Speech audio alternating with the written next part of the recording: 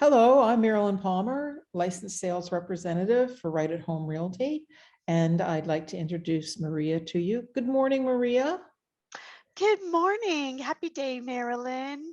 This is Maria, and I'm your licensed mortgage agent from Your Mortgage Connection. Thank you for having me.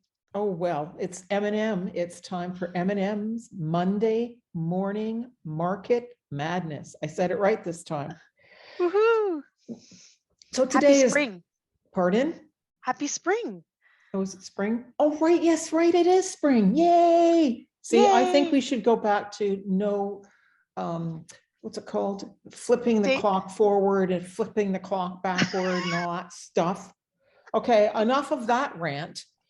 So I was asked the question of how first-time buyers actually afford homes when their parents can't afford to help them.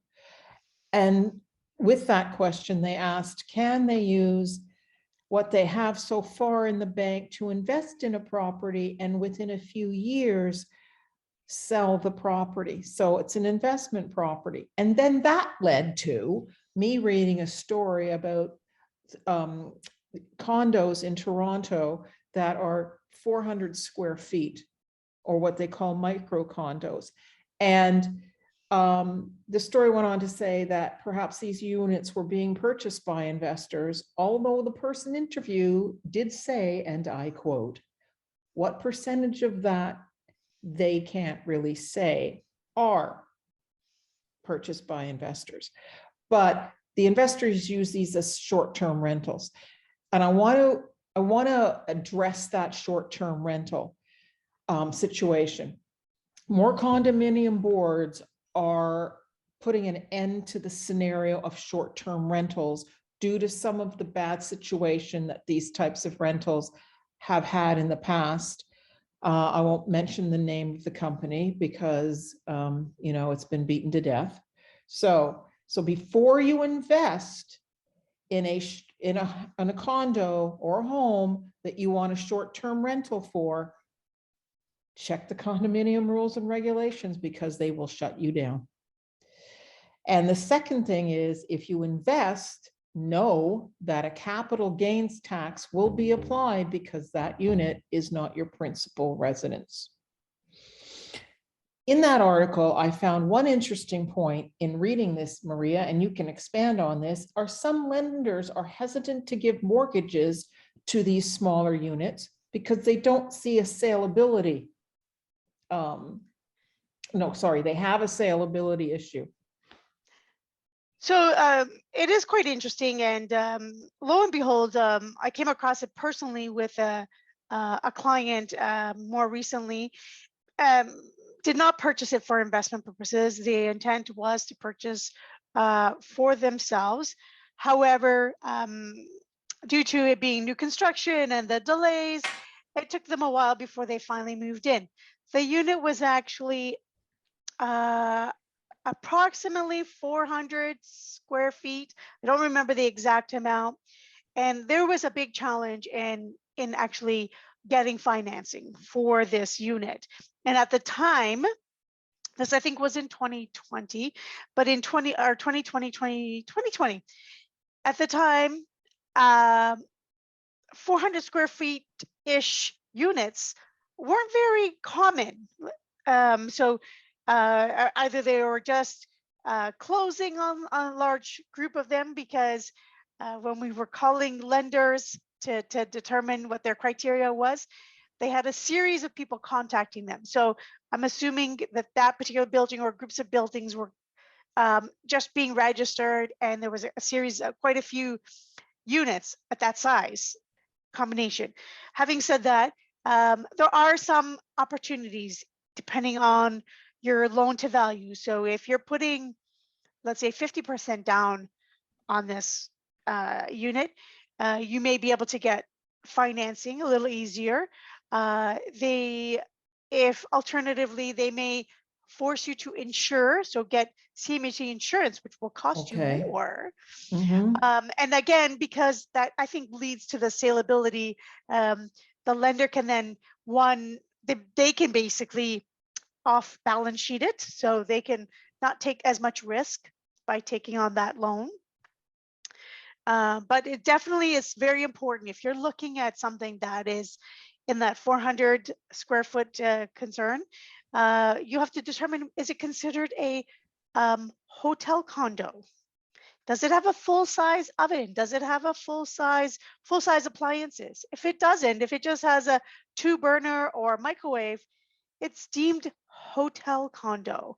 And a lot of Wow. lenders are not in the business of lending to hotel condos because they know that they are deemed like short-term rentals, Okay. managed by the corporation itself. But sorry. No. But okay, so now I'm going to interrupt. Yeah, no, that's Okay. So I find that interesting because I pulled off information off the TREB board. Okay. Now, okay. These were 500 to 699 square feet. Okay. All of them were asking price of $499K. The average, and this is for the last 2.5 months of this year, not like last year. The average, most sold in the range of 520 to 645K. So the saleability is there. Okay. Excuse me.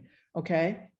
I cannot, because it doesn't say when somebody purchases it, you know, Marilyn Palmer investor. It'll just say Marilyn Palmer, right? So I could be investor, but it doesn't say that on the transfer of title. So anyway, I just find that is just nuts. So it's very, very interesting that the banks or the lenders or certain lenders are saying it's a hotel condo. So the square footage, I did some research, and the square footage that's deemed acceptable, the minimum square footage, and I did some random kind of checking around some of the lenders, 440 seems to be that magic number. Oh. Anything less than 440, you may need to do a little more. Now, there's some lenders that will do only 450 or 490, but 440 seems to be the common number right now, and it has dropped. It was originally 600. Probably a few years ago. We actually lent on, my apologies, lent on a property that was only like, it was a home, and it was under 850 square feet. It's a totally different topic, but same topic in a sense of home size and condo size. There are minimum square footages that lenders are not willing to be involved in. Yeah. Wow. So, but going back to that saleability, I think that, and I'm not sure if the timing of the article and just the data that was available at the time, I think that there are going to be more and more just because of affordability. You know, that 400. What do you mean say there's going to be more and more, like not allowed, or more and more that more and more are allowed for sure, because you know, there's I know we don't like to say this, but we're becoming, or have become, the New York of Canada, and not that we want to be, because there's a lot of things that we don't want, and that because of that affordability and the lack of housing. And so if they're able to produce and create housing by having smaller units, it's something that is being considered by builders, and then lenders are just going to have to follow suit in some way. Okay, so we're going to close this off with, have you heard anything regarding CMHC increasing the down payment for investors? Or are we going to have a M&M Monday Market Madness breaking news article? Don't say that they're considering it, okay? Don't. Have you heard anything? Yes or no? We have to deal in absolutes here.